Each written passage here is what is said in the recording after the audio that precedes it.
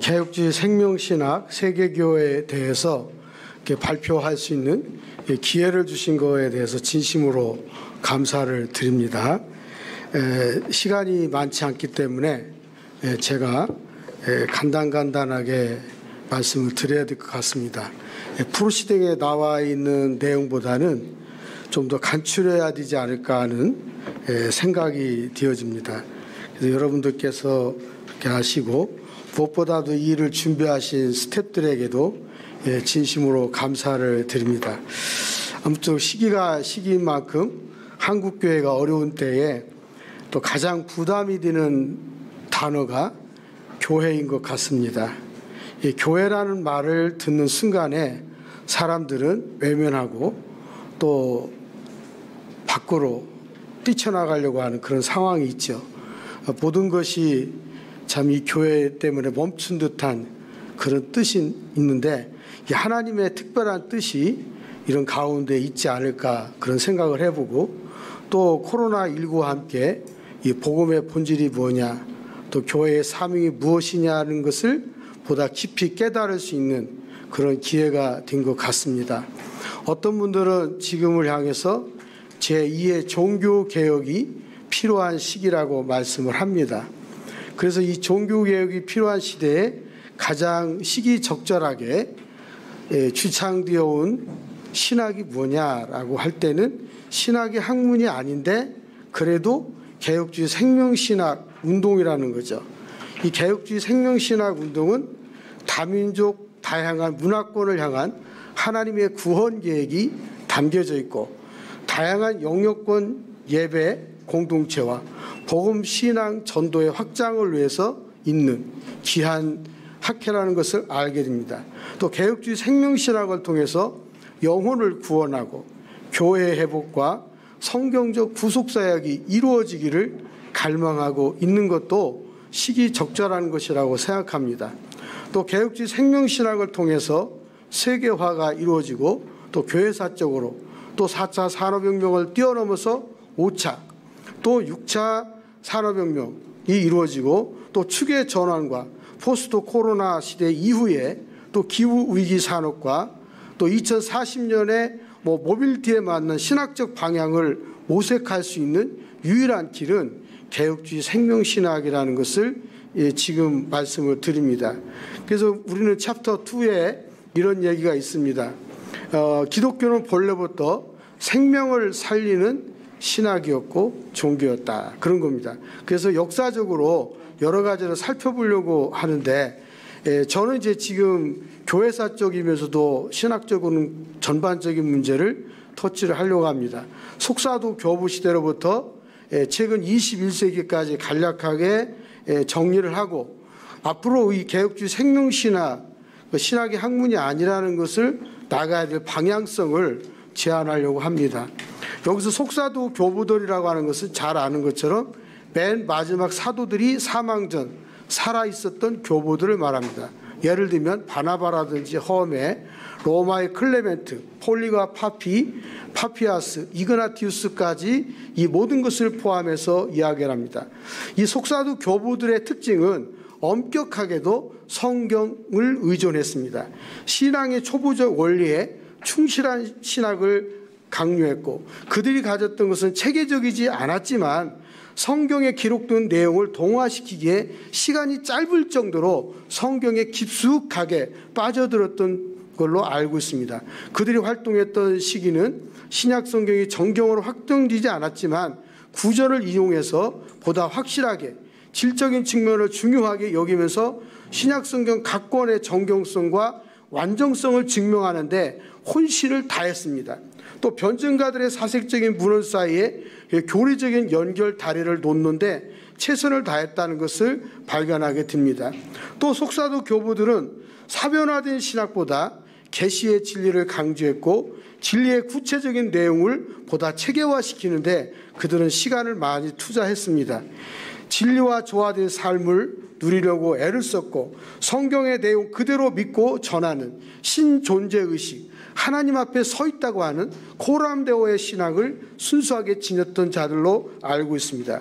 또 예수 그리스도의 사역에 언급할 때는 통일성이 약화될까 봐 약간은 두려워하면서 도덕주의 영향과 율법주의의 유익을 있으면서도 신학의 순수성을 지키려고 하는 그런 것들이 이 속사도들에게 있었습니다. 특별히 이 속사도 교부 시대에는 성례와 세례와 성만찬과 선행과 칭의의 문제에 있어서 아주 이것을 중요하게 여겼는데, 성례는 구원의 축복이 인간에게 전달되는 방편으로 보았고, 세례는 새로운 생명의 탄생과 혹은 과거의 재말을 사유하는 것으로 보았습니다. 성만찬은 영생을 주는 매개의 수단으로 보았고, 선행은 지식과 그에 대한 의존, 엎드림과 낮아짐, 또 칭의는 하나님 계시 외에 다른 것을 이해하려 하지 않는 순수함을 갖기도 했습니다. 이 속사도 교부들에 보면은 교회 직임에 대해서도 관심이 높았고, 또 복음의 능력에 대한 믿음과 내세의 영원성과 영광의 세계, 또 복음에 대한 이해를 도덕주의적인 경향에 있는 것을 보게 됩니다.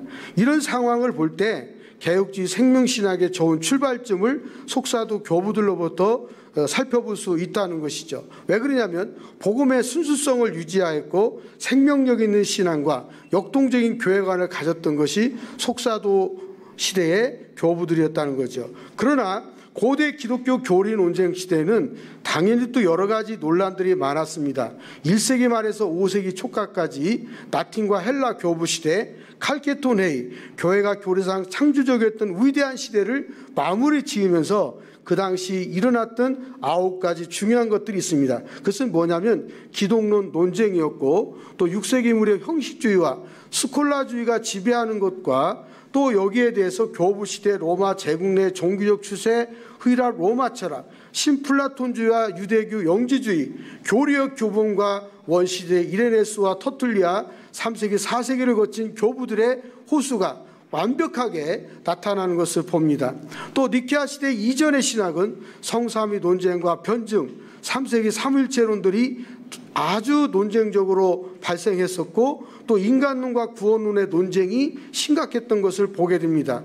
그럼에도 불구하고 기독교 공동체 효시로 교회론과 초기 성례 전론을 발전시키기도 했습니다.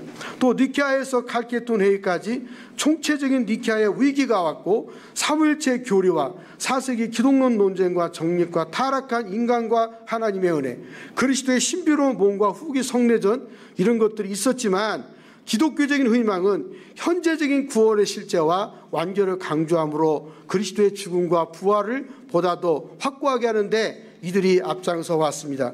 그런 측면에서 볼 때 개혁주의 생명신학을 통한 역동적인 복음 진리를 유지 강화하는 데 토대를 마련했다고도 볼 수 있겠습니다.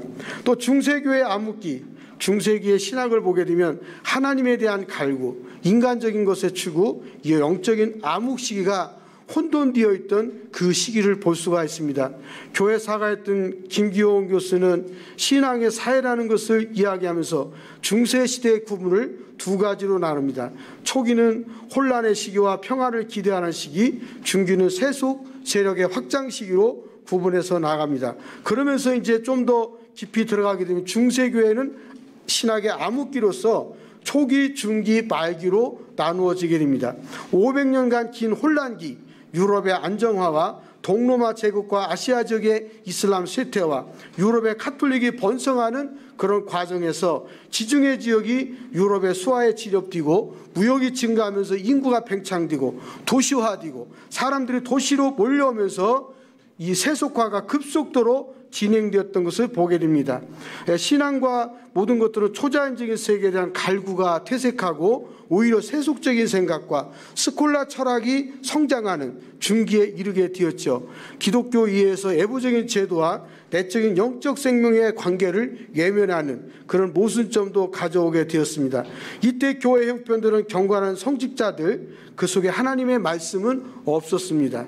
교회가 부유하자 헌납으로 확보된 토지를 소유하게 되고 11조와 기타 세금은 늘어나기를 시작했고, 성직자들의 업무는 영적인 것보다는 영주들의 분쟁을 조정하는 데 앞장서 왔습니다. 교회와 사회 혼란이 이렇게 돼서 시작되면서 14세기경에는 동양 문화가 유입되고 망원경과 현미경이 발명되면서 보다 더 교회와 멀어지는 그런 시기로 가게 되고 암흑기로 치닫기를 시작했습니다. 삶이 부유해지는 동시에 교회의 도움을 필요로 하지 않았습니다. 눈에 보이는 즐거움을 추구하게 됐습니다. 이렇게 되면서 도시는 중세 체제를 무너뜨리는 원인이 되었고, 교회는 화폐를 발전시키면서 그것을 수입하게 되고, 장원 경제와 자본주의 체제가 이루어지면서 민족 중심의 국가, 그러면서 교회 세력이 강한 도전을 받게 되었습니다.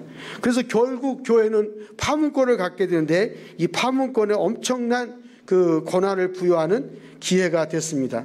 사람들은 점점 세속화되어서 스스로 영적인 문제를 해결하려고 하는 신비주의자들이 일어나게 되었고, 신학은 또 한편으로 보면 지나친 표현이지만 말장난에 불과한 것처럼 느껴지게 되었습니다. 면죄부를 판매하면서 교회는 경제적인 이익을 취하는 곳이 됐고, 신비주의와 영적인 합일의 그 기쁨을 누리려고 하는 사람들이 곳곳에서 숨어서 움직이기를 시작했습니다. 인간학적인 입장에서 볼 때 암흑시대가 되었고, 진리가 교권에 가려져서 어두운 상태가 되었습니다. 신학적인 입장에서 보면 암흑시대는 사변적이고 추상적인 경향에 의해서 스콜라 신학이 부흥하고 교권을 강화를 위한 도구로 신학이 수행되었습니다. 인본주의 관점에서 보면 광명의 시대입니다. 그래서 이런 말이 있잖아요. 목욕물을 버릴 때 아기를 같이 버리지 말라. 이런 이야기가 나옵니다. 그래서 이때부터 다시 그 중세교회 안에 서서히 일어난 것이 바로 뭐냐면 회개 중심의 삶이 일어나기 시작했습니다. 그래서 회개 중심의 삶은 개혁주의 생명신학을 통한 신앙운동, 회개의 복음운동을 일으키는 단초를 제공하고 있다고 보겠습니다. 종교개혁 시대로 들어가서 종교개혁의 다양한 표현과 시스템화가 되어지고 북유럽과 일대 국가들 설립이 되면서 선교의 새로운 전환점을 맞이하게 되었습니다. 이 종교개혁의 원인은 봉건제도가 붕괴되면서 교황권이 밀접한 관계를 갖고 다양한 측면에서 타격을 갖게 되는 겁니다. 그래서 교황권이 한 번은 쇠퇴하게 되고 또 교황청의 교회의 부패로 이루어지면서 종교개혁은 시작됩니다. 그래서 종교개혁 시대에는 여러 가지 이제 신앙 고백서들이 나오게 되는데, 교회의 중요성을 강조하는 다양한 신앙 고백이 나옵니다. 루터교회 아우구스 브루크의 신앙 고백이 1530년에 나오게 되고, 대륙 지역의 개혁교회와 벨기에 신앙 고백이 나오게 되고, 제세레파의 도로트 헤리트 신앙 고백이 나오고, 영국 개혁교회의 웨스트민스터 신앙 고백이 1646년에 나오게 됩니다. 이때부터 시작된 것이 바로 뭐냐면 교회론이 강화되고 선교하는 교회의 토대를 구축하게 된 겁니다. 이 종교개혁 시대 때는 더 놀라운 것은 기독교 세계관의 기초에서 정부와 교회가 함께 동일한 영역에서 점유하고 진행됐다는 거죠. 교회의 사회적 현실과 세상의 사회적 현실이 대신하게 되고 교회가 세계화를 이끌어가는 핵심적인 역할을 감당해 왔습니다. 이 모든 것은 성경적 세계관에 기초했습니다.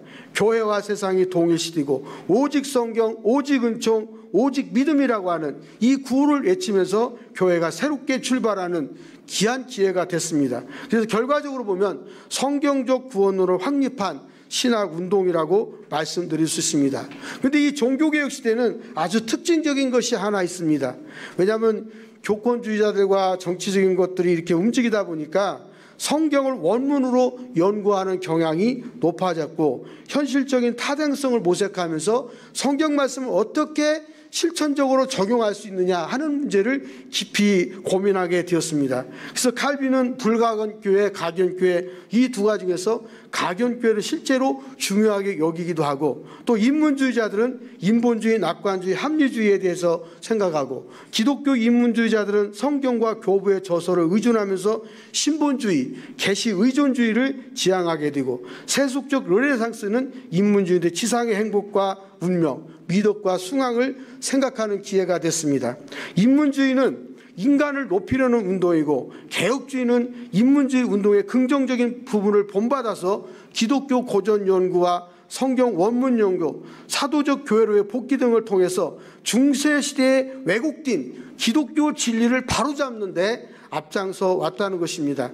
그래서 종교개혁 시대 때 가장 활발하게 움직였던 루터와 찌븐길리, 요한 켈빈이 있는데 이들의 특성은 종교개혁 근간을 형성해 주었고 역사적 신학적 평가를 통해서 성경적 관점을 가지고 세상을 보고 교회를 바라볼 수 있는 해석에는 눈을 뜨게 했죠. 특별히 칼빈은 루터의 신앙과 선행의 관계 근거에서 애정론적 논리를 수용하고 그리스도론적이면서 성령론적인 전환을 시도하면서 미래의 삶에 대한 묵상을 갖도록 만들어졌습니다. 그래서 교회론을 제시하면서 교회가 개혁되어야 할 필요성을 강력하게 강조하고 있는 것을 보게 됩니다. 그래서 종교개혁의 최대 유산이라고 한다면 성경의 최고 권위, 성경적 교리, 영적 생명 회복을 통한 개혁된 신앙생활을 강조했다는 것이죠. 종교개혁은 회복운동, 성경이 가르치는 복음의 교리와 교회로 돌아가자, 이것을 강조한 것이고 오직 성경은 보럼스 국제 제국회에서 루터의 성경에 대한 순종적 듣기를 강조한 겁니다. 종교개혁의 세 가지 강조점을 보면 우리 종교의 진리, 하나님에 대한 순수하고 합법적인 예배, 인간의 구원이 무엇인가에 대해서 보다 분명하게 강조했다는 것을 발견합니다. 그러나 종교개혁 당시의 교회 현상은 어떠했습니까? 하나님의 예배가 세속화되었고 하나님의 영광이 소멸되고 사람 중심이었다는 거죠. 구원의 교리가 오리투성이었어요. 이 세 가지를 바로 세우고 복음의 진리를 회복하고 생명 회복 운동을 하자는 것이 종교개혁에서 나온 건데 그것이 바로 오직 성경의 원리, 교회의 바른 질서 회복이고 생명을 살리는 운동을 일으키자는 것이었습니다. 예배는 엄숙하게 드리고 구원의 확신을 회복하는 곳이 어디냐? 바로 교회다. 성경 진리 생명 교리를 보다 더 확실하게 해야 된다는 것이 종교개혁의 정신이었습니다. 종교개혁, 선교적 교회를 발전시키고 또 기독교 신학의 사변화를 멀리하고 성경적 가치관에 근거하고 교회와 사회에 대한 복음적인 책임을 강조하면서 생명을 살리는 운동으로 지향한 겁니다.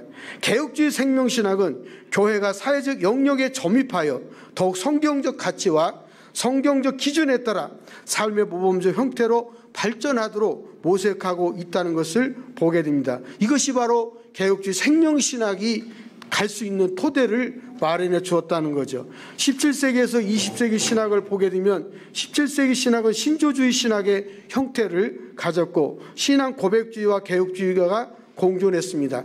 또 17세기 신학의 맥을 보게 되면 신조주의 신학의 형태를 가지면서 중요한 신조들이 계속해서 발전하고 세워져 나왔습니다.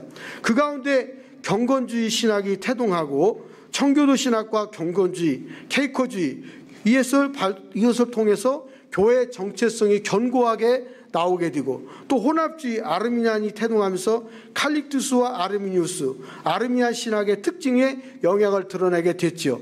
또 소시니안과 유니테란 신학을 발전시키면서 자유주의 전조들이 시작되면서 이신론 사상과 자연주의, 합리주의가 태동하게 되었습니다. 또 그 다음에 18세기 신학에서 칸트의 신학 사상이 나오면서 헤겔 사상의 신학이 영향을 받게 되고 또 웨슬레 신학의 영향과 성경 비평학의 선구자들이 등장하며 성경 비평학으로 아스트루, 라이마루스, 레싱, 파울루스 등이 나오게 되고 20세기, 19세기에 가서 철학자 신라의 마어의 신학적 위치와 종교론이 등장하면서 상당한 혼란이 일어났던 것을 보게 됩니다. 여기에 세계관 등이 다양하게 또 분야에 영향을 주게 되었고 헤겔파 신학과 비델과 벨하우젠과 스트라우스, 두바워, 포에르바 보수주의의 조장신학이 나오면서 신칸트학파와 종교사학파, 역사주의 신학이 이렇게 태동하게 됐습니다.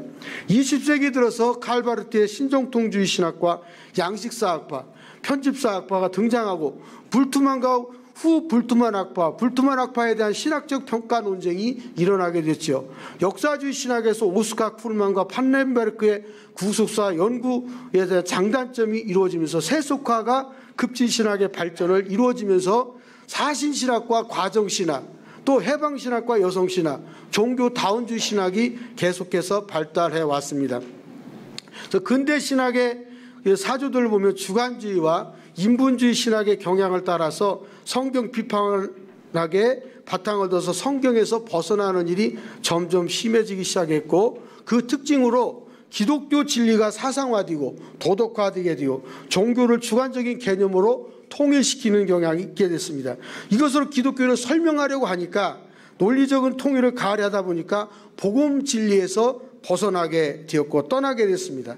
여기에서 보수주의와 개혁주의를 포병하는 사람들이 나오게 되는데, 칼빈의 기독교, 이론적 신학이 아닌 경건과 영성 충만으로 기도하는 기독교가 있어야 된다. 그래서 칼빈주의는 교리 수호에만 몰두했는데, 여기에 대해서 예를 들면 반틀 교수는 강의와 저술에서 남을 비판하는 과제를 남겼고, 메이첸 백서는 기독교는 오래 교리에 대한 신앙, 종교 경험이 아니다라고 했습니다. 그래서 이렇게 되었을 때 우리가 어떻게 가야 되느냐 하는 거죠. 물론 리폼드 처치가 가지고 있는 중요한 것도 있지만 개혁주의 생명신학으로 거듭날 필요가 있다는 거죠. 그러면 이제 개혁주의 생명신학을 주창하게 된 이 배경에 대해서 간략하게 설명을 드립니다. 교회와 신학의 논쟁, 신학과 신앙의 형식과 분야에서 다양한 갈등들이 지금까지 나왔습니다. 여러분들이 잘 아시는 바와 같이 자유주의는 소리 없는 발자국으로 교회 안을 침투해 왔습니다. 또 종교혼합주의는 신앙의 본질을 흐려주었습니다. 창조론과 종말론적 신앙이 왜곡되도록 만들어졌고 진리의 근본에서 떠나게 해줬습니다. 메이첸의 지적처럼 두 가지 신앙적 조류, 기독교와 순전한 인간의 양심, 기독교의 출발, 하나님의 계시라고 이야기했습니다. 이런 상황에서 4차 산업혁명 시대, 인공지능 시대, 6차 산업혁명으로 뛰어넘고 있는 인터넷, 스마트 시대에 회의적인 가치체계와 기독교가 과연 생존할 수 있는가 하는 문제가 나오는데, 여러분들이 생각하는 것처럼 기독교의 핵심 교리는 과학적이라고 말할 수 없을 것이냐 하는 건데, 실제로 보면 기독교는 과학적입니다. 여기서 우리는 참된 기독교, 참된 진리, 기독교 진앙을 찾아야 되는데, 자유주의는 도덕을 기독교의 본질로 간주하고 근본 진리를 하나님의 신적 계시와 성경 진리에 대해서 부정을 합니다. 그러면 참된 신학과 참된 기독교는 무엇이냐? 삶과 생활을 강조합니다.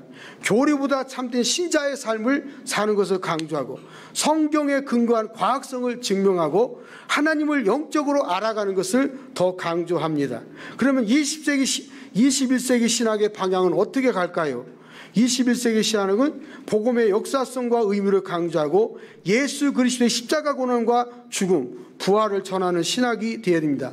바울 사도가 외쳤던 것은 전도의 미련함으로, 또 사도행전 1장 8절에 있는 말씀으로, 또 개혁주의 생명신학, 삶 속에서 하늘의 소식을 전하는 일로 우리가 가야만 된다고 바라봅니다. 그러면 이런 시기에 개혁주의 생명신학의 필요성, 개혁주의 생명신학의 태동에 대해서 간단하게 말씀드립니다. 성경의 가르침과 사변화된 신학을 반성하고 회개와 용서로 지상명령을 수행하고 지구상의 모든 인류가 하나님의 백성이 되게 하는 신앙운동이 개혁주의 생명신학의 목표입니다. 또 개혁주의 생명신학의 태동은 성령의 도우심입니다. 모든 영역에서 그리스도의 주권을 실현하고 기도와 나눔을 통해서 세상의 변화를 시키고 역동적인 실천을 이루는 데 있고, 신학은 하나님을 영적으로 알아가는 것이고 타락한 인간을 살리는 것은 성령의 능력이라는 것을 강조하는 겁니다. 장종현 박사님은 죽어있는 개혁신학, 말뿐인 개혁신학, 역사의 유물처럼 지식의 유유로 남아있는 개혁신학을 진정으로 살리는 신학은 생명신학이라고 말씀한 바 있습니다.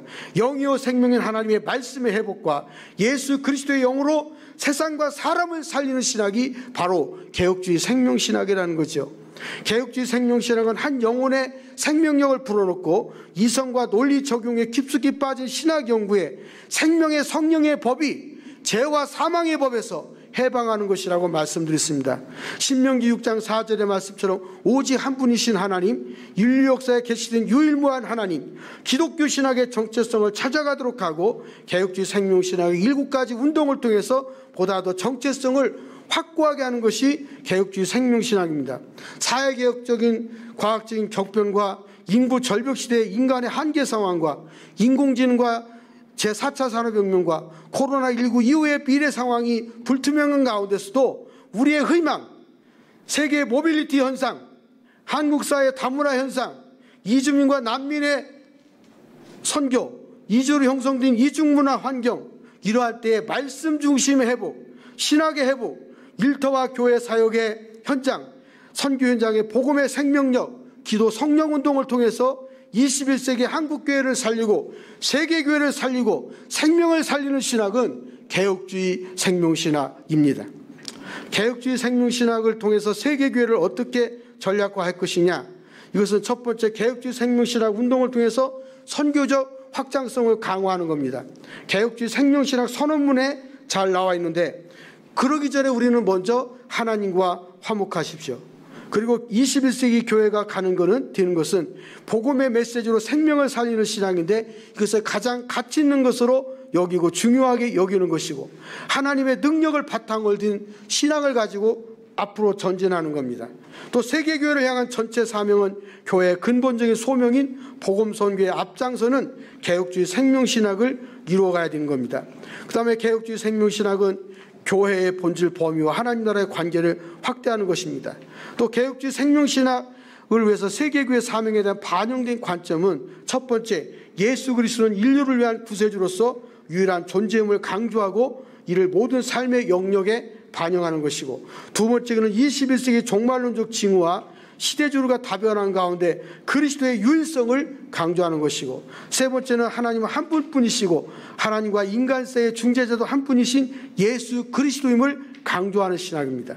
또 네 번째는 하나님으로서 예수의 유일성과 하나님이 보내신 자로서 십자가의 고난, 죽음을 통해 땅의 만물을 하나님과 화목시키는 것을 선포하고, 개혁주의 생명신학의 목표는 모든 교회 공동체 일원에게 선교 정신을 심어주는 겁니다. 또 성경에 기초한 신앙으로 다듬고 성령의 역사와 임재를 경험하고 세계 교회 모든 성도와 인류가 교회를 사랑하도록 촉구하는 겁니다. 그 다음에 개혁주의 생명신학적 교회의 본질과 선교 목표 다리 놓기는, 개혁주의 생명신학은 세계교회 변혁을 위해서 선교적 비전 성취, 목표 설정을 확실하게 하고, 또 개혁주의 생명신학 선언문을 교회의 목표로 바꾸어서 설정할 필요가 있습니다. 그래서 믿음의 계보를 잘 보시고 성육 시점 관점과 성도의 역할, 또 희생, 소명, 예수를 닮아가는 자의 삶의 표명을 하면서 세상의 소금과 빛과 등불과 착한 행실로 하나님께 영광을 돌리는 일을 우리가 감당해야 될 것입니다. 시간이 좀 많이 지나갔기 때문에 또 교회와 신학에 대한 공감 능력을 갖추기 위해서 노력을 해야 될 것이고, 또 신학적 마찰을 최소화하기 위해서 세계 교회가 공감할 수 있는 워크숍을 진행해야 됩니다. 개혁주의 생명신학을 상식선에서 뒤살리기 위한 운영을 시작하되 웹사이트 담당자로부터 건의사항을 받고 해결하는 방을 갖고, 또 개혁주의 생명신학을 선양하는 데 있어서 내부 시스템 관련 좀 고쳐야 할 부분에 대한 아이디어를 제안을 받아서 성경을 기초로 하는 개혁주의 생명신학 전개 방식을 이끌어가고, 그 다음에 신학대학원생과 신학자, 목사님들을 비롯해서 교역자 모두가 이 공동체의 구성원들이 허점을 지적하지만 비참여적 태도에서 참여적 태도로 바꿀 수 있도록 상호 교류하는 것이 필요하고, 백석 공동체 모두가 상식과 공감으로 연결하면서 신학은 학문이 아니다라는 것에 대한 해결책의 실험 결과와 그 실험한 것을 다시 전담부서가 전문화하고, 이를 또 다음 세대에서 이를 뒷받침할 수 있는 인재를 양성하는 것이 필요하다는 겁니다. 또 개혁주의 생명신학을 마찰을 최소화하기 위해서는 내외부적인 효율성 미비를 보완한 다음에 신학적 보완성을 미디어를 통해서 알리는 방법과 또 스토리텔링, 타인이 이 운동에 동참하도록 만드는 것이고, 또 AI가 이끄는 미래 디지털 시대의 개혁주의 생명신학의 역할을 위해서 신학의 선별, 분석 능력에 관심을 집중해서 디지털화하고, 이것을 또 전 세계의 프랑스나 또 영어나 러시아어나 독일어나 또 이제 각국의 언어로 번역해서 보급할 필요가 있습니다. 또 개혁주의 생명신학의 미래 핵심은 국내외 신학대학 교수와 각 분야 전문기관과 협력해서 현 백석의 지도그룹과 미래 신학자 교육의 기회를 줘서 워크숍을 계속해서 진행하되, 세계교회와 교단 통일의 실천적 일과표를 실천적으로 운영하는데, 부활주일 전에 40일 금식기도 운동, 이건 아주 정례화할 필요가 있다는 것이고, 매일 3회씩 기도해서 해가 뜨기 전 정오, 해가 진 후에 이 운동을 끊임없이 해서 개혁주의 생명신학의 기도 성령운동이 진행되도록 할 필요가 있다, 이렇게 말씀드립니다. 결론적으로 개혁주의 생명신학의 세계 교회화를 위해서는 지금 세계 교회는 세속화되었고 각 시대마다 선교로 해서 하나님의 쓰임을 받은 나라들 당대의 강력한 국가가 되었다는 것을 인식하고 여러분들과 서구 신학에 변절되고 신학에 사변화되고 신학의 성경에서 떠났고 신학이 지적인 학문의 틀에 갇혀 있는 것들을 이제는 우리가 제고하고 고쳐야 될 필요성이 있습니다. 또 개혁주의 생명신학의 본질을 분명하게 이해하고 학문과 이성에 머문 신학을 반성하고 하나님의 계시의 말씀인 성경으로 돌아가서 강단에서 십자가와 부활의 신앙이 선포되게 하는 것입니다. 신학은 학문이 아니다라는 것을 외치면서도 신학의 사변화가 시작된 것에 대해서 우리는 되돌아볼 필요가 있죠. 서구 기독교가 부흥을 주도하던 것이 이제 왜 사변화로 몰락되었는가, 이것을 다시 뒤집어보고 신학이 학문이 아니다라는 것을 반성하고 또 변화를 이끌어내는 일에 우리가 앞장설 필요가 있습니다. 또 선교적 사명을 감당하기 위해서 영적 생명 회복을 위해서 바른 신앙적 원리와 또 개혁주의 생명신학 구호를 외침에 끝나지 말고 정말 이거 실천적으로 참여할 수 있는 길이 무엇인가를 매뉴얼을 만들어서 제안하는 것도 매우 중요하다고 생각합니다. 그래서 결론적으로 여러분들한테 말씀드리고 싶은 것은 신학은 학문으로 하는 것이 아니라 하나님 앞에서 삶으로 나가는 방법을 제시하는 겁니다. 개혁주의 생명신학 7대 신천운동을 삶으로 나가고 보여주고 또 복음 전파 현장에서 함께 역동적으로 전개함으로 개혁주의 생명신학, 신학이 학문이 아니다라는 것을 백석학원으로부터 시작됐고 또 백석과 한국교회와 또 아시아교회와 유럽과 세계교회를 향해서 신학을 살리는 세계적인 운동으로 이끌어가기 위해서는 앞에 말씀을 선포했던 성령 충만함과 성경으로 돌아가서 성경에서 답을 얻고 그 길을 걸어간다면 개혁주의 생명신학은 세계교회화 될 것을 믿습니다. 지금까지 경청해 주셔서 대단히 고맙습니다. 감사합니다.